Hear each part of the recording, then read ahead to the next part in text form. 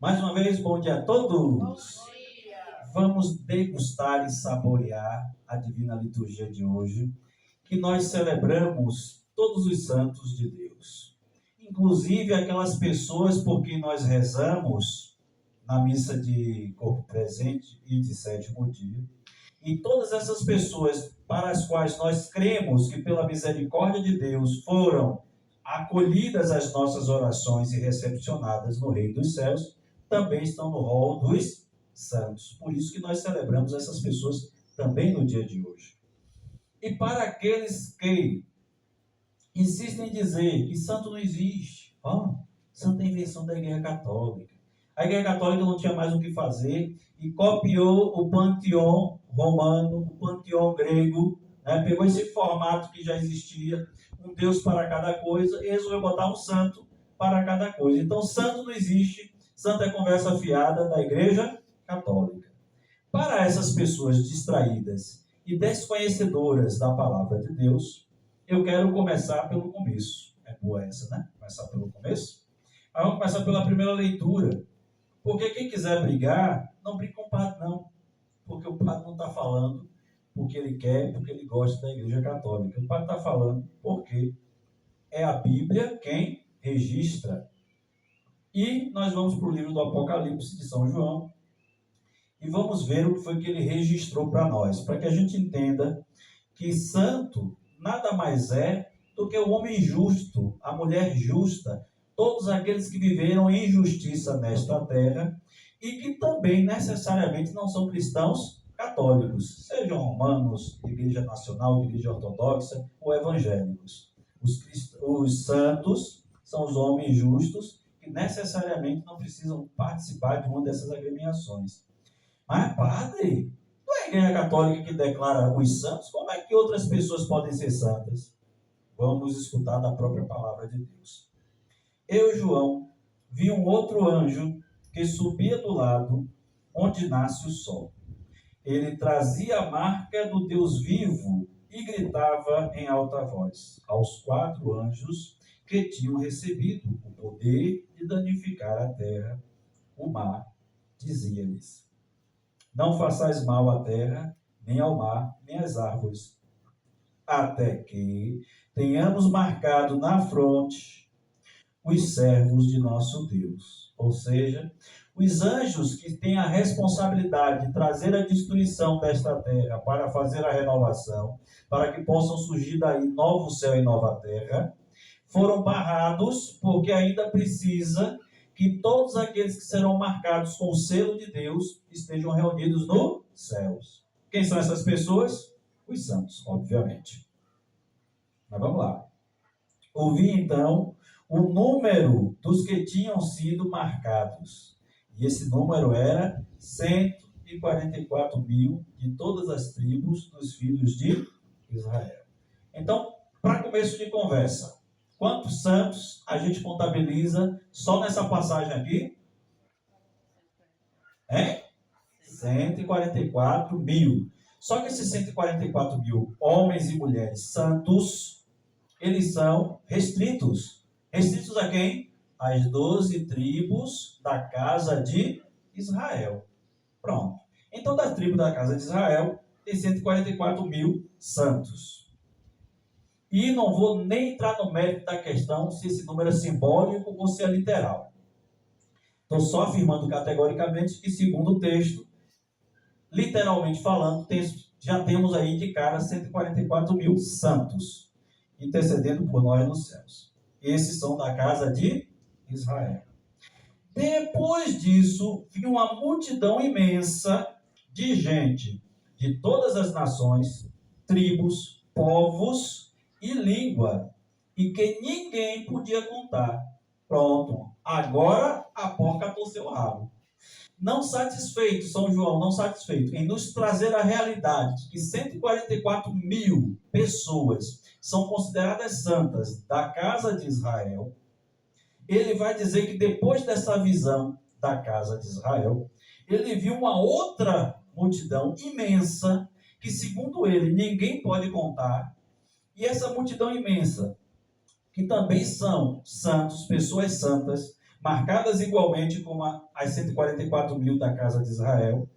Essas pessoas são de todas as nações, de todas as tribos, de todos os povos. E a gente vai perceber que a vida de santidade ela está baseada na prática da justiça. E isso, como eu disse, tanto na Boa Vista como na Paróquia das Candeias, e vou repetir aqui, não depende de sermos cristãos católicos, nacional, romano, ortodoxo, nem sermos evangélicos. Não é ser evangélico que nos torna santo, não é ser cristão católico que nos torna santo. O que nos torna santo é praticar a justiça. Vamos lá. Estavam de pé diante do trono do Cordeiro e trajavam vestes brancas e traziam palmas na mão. Todos proclamavam com voz forte: a salvação pertence a nosso Deus, que está sentado no trono, e ao Cordeiro. Todos os anjos estavam de pé em volta do trono dos anciãos e dos 4 seres vivos e prostraram-se com o rosto por terra diante do trono. Então, a salvação pertence a quem? Ao nosso Deus e ao Cordeiro. Não à igreja, nenhuma delas. Não somos detentores da salvação. O detentor da salvação é Deus e o Cordeiro. Isso é a primeira informação. A segunda, Jesus deu, entregou para nós. Deu na nossa mão. Toma aqui a salvação, é sua. Tomar posse é uma outra conversa. Eu posso perder a salvação? Posso. Se eu andar na injustiça, eu perco a salvação. Padre, e qual é a base bíblica para isso? Bom, Jesus disse que o ramo que não der fruto, ele corta. E que nós que somos os ramos originais, nós o povo judeu, não devemos nos orgulhar de sermos os ramos originais, porque Deus pode tirar os ramos originais e enxertar ramos que são selvagens, outros ramos. E você, ramo selvagem que foi enxertado na oliveira, também não se enche de orgulho, porque do mesmo jeito que eu, agricultor, enxertei você, posso arrancar você, e se os ramos originais se arrependerem, posso replantar os ramos originais. É aí que a gente tem a base do perder a salvação, ou tomar posse da salvação, mas ela já nos foi dada. Eu preciso agora tomar posse dessa salvação. Aí vem um segredo. Qual é o segredo? Qual é a receita? Na verdade é a receita. O segredo é essa receita que está aqui no Evangelho de hoje. O Evangelho de hoje, que é o Evangelho das Bem-aventuranças, eu quero que a gente faça um exercício de raciocínio um pouco diferente. As bem-aventuranças são as felicidades, né? Feliz aquele que isso, feliz aquele que aquilo. Mas eu gostaria que você analisasse o Evangelho de hoje da perspectiva da justiça. Porque aqui nós vamos ter pontos e aspectos de quem vive na justiça e vamos ver aqui pessoas que receberão de Deus a justiça. Vamos lá? Os discípulos aproximaram-se de Jesus e Jesus começou a ensiná-los dizendo: bem-aventurados, felizes, os pobres em espírito. E aqui eu quero destacar, são pobres em espírito e não de espírito. Qual é a diferença? Os pobres em espírito são aqueles que têm o espírito empobrecido das vaidades, dos vícios, das arrogâncias, das mentiras. E infelizmente, ainda que pobre, tem alguma coisinha, porque nós somos pecadores, inclinados para o mal. Mas mesmo assim somos pobres em espírito, e essa pobreza em espírito nos rende uma coisa. Qual é a coisa que ela nos rende? Porque deles é o reino dos céus. Para ter o reino dos céus é preciso ser pobre em espírito. Quanto mais rico em espírito eu sou, rico em quê, Padre? Em arrogância, em mentira, em falsidade, em vício. Quanto mais rico, mais distante de Deus eu estou, mais distante do reino dos céus. Bem-aventurados os aflitos, porque serão consolados. Aqui a justiça para quem está aflito é ser consolado. Aqui agora é a justiça de Deus sendo feita. A primeira bem-aventurança é uma característica. Ser pobre em espírito é uma característica de quem é justo.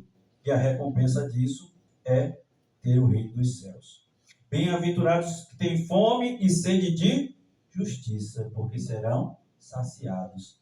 Ou seja, aqui é a bem-aventurança para quem tem fome e sede de justiça, para quem quer que a justiça aconteça para os nossos irmãos. Quero justiça para mim, quero justiça para o meu irmão. E qual é a justiça, padre? Aquela que precisa ser superior à justiça dos fariseus.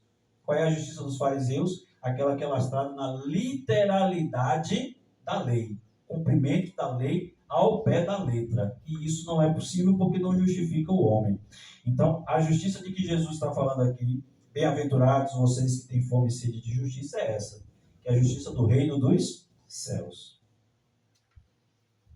Bem-aventurados os misericordiosos, porque alcançarão misericórdia. Significa dizer, bem-aventurados aqueles que têm essa característica. A misericórdia é característica de quem é justo.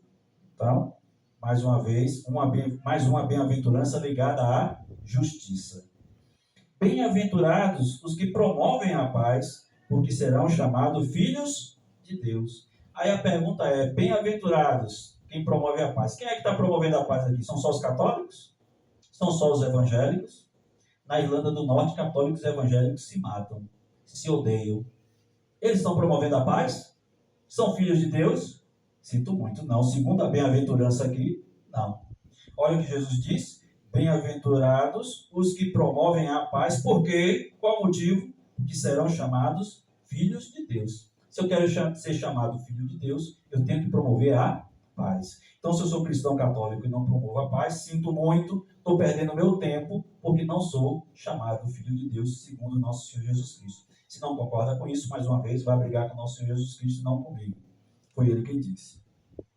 Bem-aventurados os que são perseguidos por causa da justiça, porque deles é o reino dos céus. Mais uma vez, bem-aventurados quem é perseguido por causa da justiça. Eu quero fazer justiça, eu brigo para que o mundo seja mais justo, e por causa disso, eu sou perseguido. O que é que Jesus vai dizer para nós? Tem bom ânimo, bem-aventurado. Por quê? Porque deles é o reino dos céus. De quem é o reino dos céus? De quem briga pela justiça. Então note que a santidade que nós celebramos hoje, ela é fruto direto da prática da justiça. Sem praticar justiça, não tem santidade. Todo o resto, todos os outros exercícios que os santos fizeram porque eles eram justos, e não porque eles eram santos. Bem-aventurados sois vós, quando vos injuriarem e perseguirem, e mentindo disserem todo tipo de mal contra vós, por causa de mim. Alegrai-vos e exultai, porque será grande a vossa recompensa nos céus. E aqui, essa última parte da bem-aventurança foi uma resposta direta para mim. Vocês se lembram que eu fiz aqui uma homilia um pouco mais inflamada, aborrecida, pelo caso lá do meu colega, que foi dizer que o batizado que foi feito não foi válido, que o casamento que foi feito não foi válido. E hoje eu entendo, não tinha entendido lá naquela época, que na verdade eu não tenho o direito de me aborrecer com isso. Embora seja algo realmente aborrecente, mas eu não tenho o direito de me aborrecer com isso. Por quê? Porque quem falou o que falou, mentiu e perseguiu, porque eu estou pregando em nome de Jesus. E o que é que Jesus diz para mim? Alegrai-vos e exultai-vos, porque a recompensa não vem daqui desta terra. Eu não estou fazendo para mim, e não fui eu que fui ofendido com a fala do colega. Foi a graça de Deus que foi ofendida, foi o sacramento de Deus que foi ofendido, porque ele sabe da verdade e está dizendo que aquilo ali não aconteceu. Então a gente precisa ficar muito feliz, sabe por quê? Porque por muitas vezes eu bato numa tecla e faço uma diferenciação entre Igreja de Jesus e instituição religiosa. A Igreja de Jesus está acima de todas as instituições religiosas. Católica romana, católica nacional, católica ortodoxa, evangélica. O líder religioso que disser a respeito de sua instituição religiosa que ela é a única fonte de salvação, ele está mentindo. Está tentando vender um peixe que não existe. A Bíblia não afirma isso a respeito de nenhuma instituição religiosa, e a Igreja de Cristo é a obediência a um conjunto de doutrinas que Jesus ensinou. Eucaristia, batismo, crisma, unção dos enfermos, confissão, ordem. Esses são os sacramentos e mandatos de Jesus. Amar aquele que lhe ofendeu, amar o seu inimigo, andar 200 passos se alguém te obrigar a andar 100, entregar a túnica se alguém te roubar a capa, oferecer a face esquerda se alguém te ofender na direita. Isso é igreja de Cristo. É meu amigo aquele que faz a minha vontade, disse Jesus. Então, e a instituição religiosa, padre, é o quê? É algo muito importante, porque sem ela nós não teríamos a Bíblia na mão. Sem as instituições religiosas que dialogassem com o Estado, sem a igreja junta com o Estado, no tempo que deu para ficar junto com o Estado, cometeu muitos erros, cometeu, mas também conseguiu salvaguardar as Escrituras. E hoje nós podemos utilizar para sermos homens e mulheres livres. E para não ficarem vocês apenas com a palavra do Padre a respeito de verdadeira igreja de Cristo e o que é que nos dá salvação, eu queria que vocês me permitissem ler o Evangelho, que no liturgia diária foi o Evangelho de ontem. No Deus Conosco, o Evangelho de ontem foi outro. Mas o Evangelho de ontem, no liturgia diária, para a missa dos fiéis defuntos, foi esse aqui. Preste atenção, que coisa maravilhosa. E quantos de nós religiosos vamos estar aqui nos surpreendendo de maneira negativa, porque somos muito arrogantes para poder assumir o nosso erro enquanto gestores da Igreja de Cristo. É o que nós somos, gestores e não donos da Igreja de Cristo.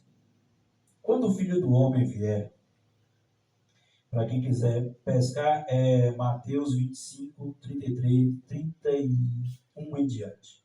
Quando o Filho do Homem vier em sua glória, acompanhado de todos os anjos, ele se assentará em seu trono glorioso. Todas as nações da terra serão reunidas diante dele. A gente já viu todas as nações da terra no Evangelho. E ele separará uns dos outros, assim como o pastor separa as ovelhas dos cabritos. E colocará as ovelhas à direita e os cabritos à esquerda. Quem é que está à direita? As ovelhas. Quem é que está à esquerda? Os cabritos. Bem, preste atenção nisso, porque isso é importante. Então o rei dirá aos que estiverem à sua direita. Quem é que está na direita? As ovelhas. Vinde benditos do meu Pai. Recebei em herança o reino que meu Pai vos preparou desde a criação do mundo. E aí Jesus vai justificar. Por que ele está dando o reino dos céus para as ovelhas que estão à direita? Qual é o motivo? O motivo é um só. O nome do motivo é justiça. Mas vamos esmiuçar a palavra justiça, de que maneira Jesus usou. Pois eu estava com fome e me deste de comer. Estava com sede e me destes de beber. Eu era forasteiro e me recebestes em casa. Estava nu e me vestistes. Doente e cuidastes de mim. Na prisão e viestes até mim. Então os justos lhe perguntarão. Olha que maravilha. Não está dizendo aqui os escolhidos de Jesus, a igreja.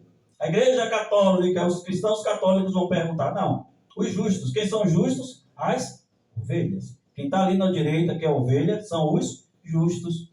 E esses que são justos vão perguntar ao Senhor, porque eles não reconhecem. Aqui nesse bolo de justos estão cristãos católicos, católicos romanos, católicos ortodoxos, católicos nacionais, evangélicos, espíritas, candomblecistas, ateus, todos os que praticaram a justiça. Certo? Então os justos vão perguntar ao Senhor, mas vem cá, peraí, seu rei, quando foi que nós te vimos com fome e te demos de comer, com sede e te demos de beber? Quando foi que te vimos como forasteiro e te recebemos em casa, sem roupa e te vestimos? Quando foi que te vimos doente preso e fomos a ti? Nós cuidamos de nossa vida, nós éramos adoradores dos deuses, nós nem acreditávamos em Deus. Quando foi que a gente fez isso tudo? Eu não me lembro de ter feito isso. Que história é essa?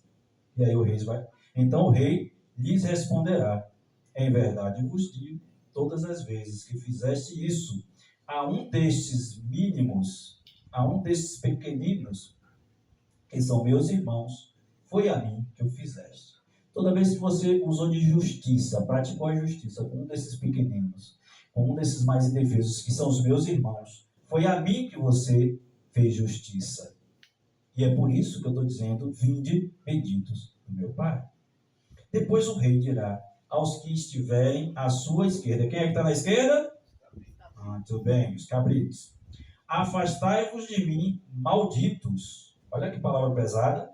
Afastai-vos de mim, malditos, e ide para o fogo eterno, preparado para o diabo e para os seus anjos.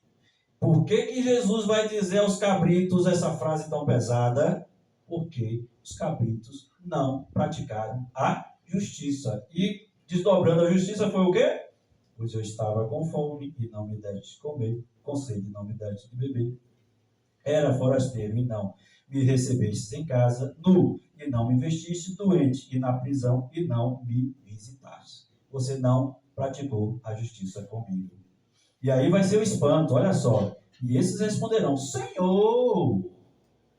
E nós vamos estar reconhecendo, e quando eu digo nós os cristãos, que pregamos, fazemos milagres, curamos as pessoas, resgatamos a vida de muitas pessoas para Deus, restauramos famílias aqui nessa terra para Deus, mas, porém, todavia, contudo, entretanto, nós mesmos não praticamos a justiça. São Paulo chega a dizer que coloca o corpo dele em duras, como é o nome? Em duras condições, ou seja, ele mesmo flagela o corpo dele. Para quê? Para que ele, uma vez tendo pregado o evangelho, não fique de fora do evangelho que ele mesmo pregou, por se desviar do evangelho que ele estava pregando. Foi muito bem. Então nós, que tivemos praticado a injustiça, mas que somos arrogantes o suficiente para não reconhecer as injustiças praticadas, vamos dizer, Senhor, peraí, quando foi que nós te vimos com fome, ou com sede, forasteiro nu, doente ou preso, e não te servimos? Que conversa é essa? Fizemos milagres em teu nome, nós pregamos, celebramos tanta Eucaristia, que conversa é essa, Jesus? Está errado isso aí. Mas o rei vai responder da seguinte maneira: em verdade vos digo, todas as vezes que não fizestes isso a um desses mínimos, a um desses pequeninos, foi a mim que o deixastes de fazer. E esses irão para o castigo eterno, enquanto os justos irão para a vida eterna. Quem é que vai para a vida eterna? Os justos.